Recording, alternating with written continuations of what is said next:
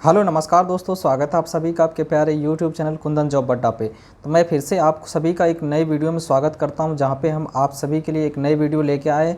और आज के वीडियो में हम बात करेंगे, जैसा कि आप सभी को पता है कि होंडा कार इंडिया लिमिटेड के द्वारा उत्तर प्रदेश और बिहार में 2 राज्यों में कैंपस प्लेसमेंट का आयोजन किया जा रहा है। वहाँ पे आप सभी लोग जाएंगे और वहाँ पे आप सभी को बेसिक 2 रिक्वायरमेंट पूरा करना होगा, जैसे कि एग्ज़ाम और इंटरव्यू। जब आप लोग क्वालिफाई कर जाएंगे दोनों एग्ज़ाम और इंटरव्यू, आप सभी को एक ऑफ़र लेटर दे दिया जाएगा होंडा कार इंडिया लिमिटेड के द्वारा। और जो है फिर आप सभी को कार प्लांट में जो गेट नंबर 2 है, यहाँ पर आप सभी को टपुकड़ा में बुलाया जाएगा।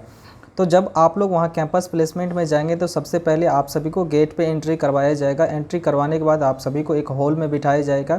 हॉल में बिठाने के बाद आप सभी को जो वहाँ पे इनके नियुक्ति करता जाएंगे, चाहे वो IR वाले जाएंगे, HR वाले या फिर प्रधान जो भी जाते हैं, वो आप सभी को एक क्वेश्चंस पेपर देंगे, जिसका जो है 40 क्वेश्चंस रहेंगे, जिसमें आखिर आप सभी को 30 से 31 नंबर आप सभी को लाना होगा क्वालिफाई करने के लिए, एग्ज़ाम क्वालिफाई करने के लिए, जिसका मैंने आप सभी को सॉल्यूशन वीडियो मैं आप सभी को बना रखा है, उसको आप लोग देख लीजिएगा।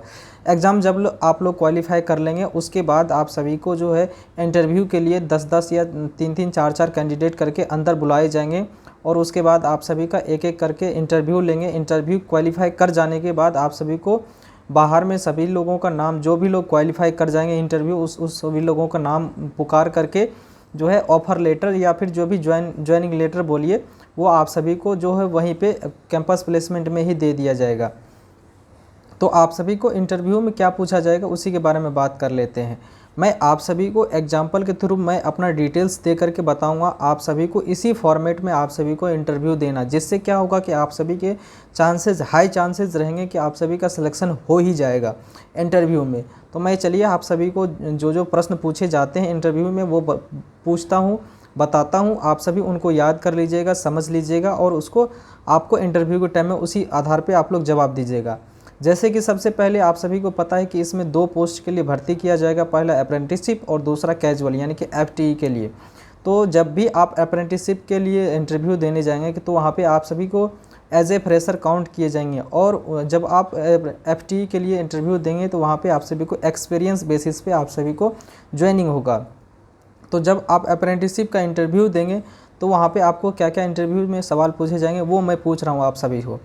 जब आपको वो सबसे पहले आप सभी को 10-10, 4-4, 5-5 करके कैंडिडेट को अंदर बुलाएंगे और एक एक करके इंटरव्यू लेंगे। या उसी प्रकार से जब आपका इंटरव्यू होगा आपसे क्या सवाल पूछेंगे वो मैं बताता हूँ। जैसे कि वो पहला सवाल पूछेंगे आप सभी को कि आप अपना व्यक्तिगत परिचय दें। मैं अपना दे रहा हूँ, आप सभी लोग भी अपना इसी प्रकार से देंगे। जैसे कि जब भी पूछेंगे आप सभी को कि आप अपना व्यक्तिगत परिचय दें, तो मैं जैसे दे रहा हूँ उसी प्रकार से दीजिएगा। मेरा नाम कुंदन कुमार है। मैं क्लास 10वीं जो है 2017 में पास आउट किया हूँ और मैंने ITI फिटर ट्रेड से पास आउट की है 81% मार्क के साथ। और जो है मैं निरंतर स्टूडेंट हूँ, मैं सीखने वाला स्टूडेंट हूँ। मुझे फिटर में बहुत ज़्यादा इंटरेस्ट था, इसीलिए मैंने फिटर ट्रेड चयन किया। ये आपको व्यक्तिगत परिचय इस प्रकार से पूछेंगे। नेक्स्ट क्वेश्चन जो आपसे पूछेंगे वो कि आपके फैमिली में कौन कौन है। तो आपके फैमिली में मेरे फादर है, मदर है, मेरी 2 सिस्टर है, एक ब्रदर है, जो भी है ये बताना है आप सभी को। इसके अलावा वो पूछेंगे कि आपके फादर मदर क्या करते हैं। तो मेरे फादर सर कृषक है, मज़दूर है। मेरी मदर हाउसवाइफ है, घर के काम दाम को देखती है। उसके बाद वो पूछेंगे कि आपने ITI 2020 या 22 में किया है, अभी तक क्या कर रहे थे आप सभी को जवाब देना कि सर मैं व्यक्तिगत कारणों, जैसे कि घर में मेरे पिताजी को जो है तबीयत ख़राब रहती थी, जिस कारण से खेती गृहस्थी का काम रहता था, इस कारण से मुझे घर में ही रहना पड़ा और मैं कहीं बाहर नहीं गया और आसपास के दुकान या फिर गैरेज में ही काम करता था अपने घर को देखते हुए। तो ये बताना है। उसके अलावा पूछेंगे कि आप को ये जॉब करने के लिए टपुकड़ा अलवर डिस्ट्रिक्ट राजस्थान आना पड़ेगा, क्या आप तैयार हैं। तो आप सभी को बताना है कि हाँ सर मैं इस जॉब के लिए वहाँ जाने के लिए रेडी हूँ। वो फिर पूछेंगे कि आप इस जॉब को क्यों करना चाहते हैं। आप सभी को जवाब देना है कि सर मैं अपने घर का बड़ा या फिर जो भी बड़ा भाई हूँ, इस कारण से मेरे ऊपर जिम्मेदारी है कि मैं घर में कुछ अपनी ITI कर रखा हूँ तो कुछ कमाऊँ और अच्छी योगदान करूँ, फाइनेंशियल सपोर्ट करूँ, जिससे कि मेरे घर की उन्नति और प्रगति हो। उसके बाद आप सभी को पता है, पूछेगा कि आपने जो फिटर ट्रेड से ITI किया है तो आप फिटर के बारे में क्या जानते हैं। तो आपको सभी को बताना है कि फिटर एक वो होते हैं जो चीज़ों मशीनों के पार्ट पुर्जों को लगाना, जोड़ना और उन्हें चलाने का काम करते हैं। तो ये फिटर के बारे में आप सभी से पूछेंगे कि मेजरिंग टूल कौन कौन से होते हैं। मेजरिंग टूल जैसे sir vernier calliper, micrometer, vernier height gauge, ये हो गए। कटिंग टूल आपसे एक दो पूछेंगे जैसे कि स्टील टूल और भी कई सारे होते हैं। तो ये आप सभी का अप्रेंटिसशिप का इंटरव्यू का फॉर्मेट था। अब आ जाइए कैजुअल में।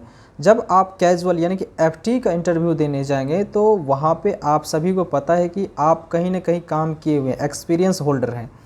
तो जो भी काम किए हैं, जहाँ भी काम किए हैं, तो सबसे पहले जब आप सभी को 4-4, 5-5 लोगों करके अंदर में ले जाएगा, रूम जिस रूम में वहाँ पे इंटरव्यू ले रहे होंगे वहाँ पे बुलाया जाएगा। तो आप सभी से पूछेंगे कि आप अपना व्यक्तिगत परिचय दें, जो मैं जैसे मैं दे रहा हूँ उसी प्रकार से आप भी दीजिएगा अपना नाम वगैरह डिटेल्स देके। सर मेरा नाम कुंदन कुमार है, मैं 10वीं क्लास जो है 2017 में पास आउट हूँ। ITI मैंने 2020 में पास आउट किया है 81% मार्क के साथ जो है। और मैं इसी बेसिस पे मैंने मारुति या फिर सुजुकी मारुति से अप्रेंटिसशिप किया है। उसके बाद मैंने कैजुअल CW किया है और जो है ये काम किया है मैंने। फिर वो पूछेंगे कि आप मारुति क्यों छोड़ दिए, तो आप सभी को जवाब देना है कि सर वहाँ पे 1 साल या 2 साल के लिए ही रखा जाता था, जिसके उसके बाद क्लियरेंस हो गया और हम वहाँ से अपने घर आ गए। फिर वो पूछेंगे कि आप वहाँ पे क्या काम करते थे। तो बहुत सारी कैंडिडेट जब ज्वाइनिंग करते हैं तो आप सभी को तो पता है कि कंपनी में अलग अलग डिपार्टमेंट होते हैं, जैसे कि मशीन शॉप, असेंबली हो गया, फ्रेम असेंबली हो गया, जो भी जहाँ भी काम किए हैं आपने। जैसा कि मैंने मशीन शॉप में काम किया है, तो मैंने सर मशीन शॉप में काम करता था, कैम शाफ्ट बनता था, जिसपे बेसिकली मेरा काम लोडिंग अनलोडिंग का काम था। CNC VMC मशीन चलाता था। कैम शाफ्ट बनता था जिसमें कई सारे ऑपरेशन होते थे, जैसे कि ड्रिलिंग, मिलिंग, टैपिंग, फेसिंग, ये सारे ऑपरेशन होते थे।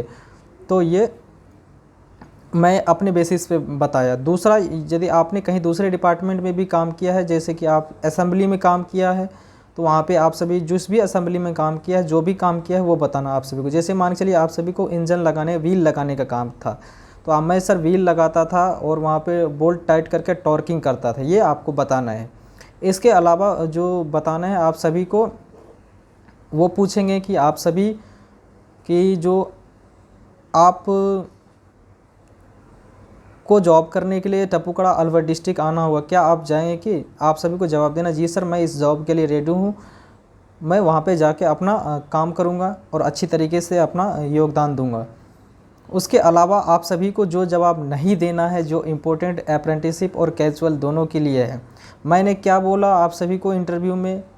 मैंने बोला कि 10th और ITI, चूँकि इसका बेसिक जो एजुकेशनल रिक्वायरमेंट हो 10th और ITI ही है। इसके अलावा आपने BTech डिप्लोमा जो भी कर रखे हैं आप उसको नहीं बताना है आप सभी को इंटरव्यू के टाइम पे। BA BSc जो भी किए हैं आप सभी को जवाब नहीं देना है। यदि आप इस प्रकार के गवर्नमेंट जॉब पे प्रिपरेशन भी कर रहे हैं कोई दिक्कत नहीं, आप अपने इस चीज़ों को छुपा लीजिए, आपके लिए बेहतर रहेगा। यदि इस प्रकार के जवाब देंगे तो आप सभी को वहीं पे बाहर निकाल देगा, आपको नहीं बताएगा, बाकी आपको बाहर निकाल देगा। आप सभी को जब भी इंटरव्यू में पूछे कि क्या आप BA वगैरह भी या फिर गवर्नमेंट जॉब की प्रिपरेशन करते हैं, तो बोलना नहीं सर मैं अभी 10th और ITI किया हूँ और अपना काम करके अपना पैसा इसी में कमाना चाहता हूँ, इसी पे मेहनत करना चाहता हूँ, क्योंकि यही मोर देन सफिशिएंट है काम करने के लिए। तो ये आप सभी को जवाब नहीं देना है कि मैं ग्रेजुएशन कर रहा हूँ, क्योंकि जब इस प्रकार के जवाब देते हैं ना आप सभी को, इसके पीछे का रीज़न ये है कि आप सभी को पता है कि होंडा कार में बहुत कम वर्किंग डे है, यानी कि हफ्ते में 5 दिन ही काम है और साल में बहुत कम 250 दिन ही, 365 दिन होता है ना, तो इसमें 250 दिन ही काम करने के लिए आप सभी को वर्किंग मिलेगा। तो वो नहीं चाहते हैं कि आप इसमें से अनप्लान छुट्टी मारे। इससे क्या होता है तो कि जो मैन पावर का जो मैनेजमेंट होता है, सीक्वेंस होता है, वो बिगड़ता है जब कोई लोग अनप्लान छुट्टी मारते हैं। तो आप सभी को इस प्रकार के जवाब नहीं देना, जिससे कि आपका सिलेक्शन का चांसेस रुके ना हो। तो मैंने सभी चीज़ें मैंने आप सभी को इंटरव्यू में बता दिया। इसके अलावा भी जो आप सभी को याद रखना है, फिर वहीं पे आप सभी को आधार कार्ड ले लेगा आप सभी का, और आप सभी को जो बाहर बोला ठीक है बाहर रहिए आप। इसके अलावा भी आप सभी को जो और कुछ पूछे जा सकते हैं, जैसे ही आप एक्सपीरियंस में जाएंगे तो आप सभी जो भी कंपनियों में काम किए हुए, जैसे कि मारुति में किए हैं, सुजुकी में किए हैं और भी कोई से टाटा में किए हैं, तो वहाँ पे बेसिक चीज़ें जैसे कि OPS हो गया, 5S हो गया, काइजन हो गया, इसके अलावा PPs हो गया, ये सब चीज़ें वहाँ पे आप सभी को पता है कि वहाँ पे यूज़ होता है। तो जब भी आप काम किए होंगे तो इन चीज़ों के बारे में आप सभी को पता होगा। ये सब चीज़ों के बारे में यदि पूछता है 5S के बारे में तो आप सभी को बताना है। तो ये था इंटरव्यू के बारे में। और जब भी आप सभी के फाइनल सिलेक्शन हो जाता है तो आप सभी को मिल जाएगा वहीं पे ऑफ़र लेटर, और फिर आप आइए कंपनी, आप सभी का वेलकम है, मैं यहीं हूँ। आप सभी को किसी प्रकार का सपोर्ट चाहिए मेरे साइड से तो कमेंट कीजिए, मैं आप सभी को हेल्प करूँगा। और आगे वाला जो वीडियो आएगा आप सभी के लिए कि कैसे आना है टपुगड़ा कार प्लांट में, उसके बारे में वीडियो रहेगा। और भी चीज़ें आप अपने साइड से पढ़ के जाइएगा जिससे कि आप सभी को हेल्प हो सके। मिलते हैं नेक्स्ट वीडियो में, तब तक के लिए धन्यवाद, बाय बाय, टेक केयर, जय हिंद दोस्तों।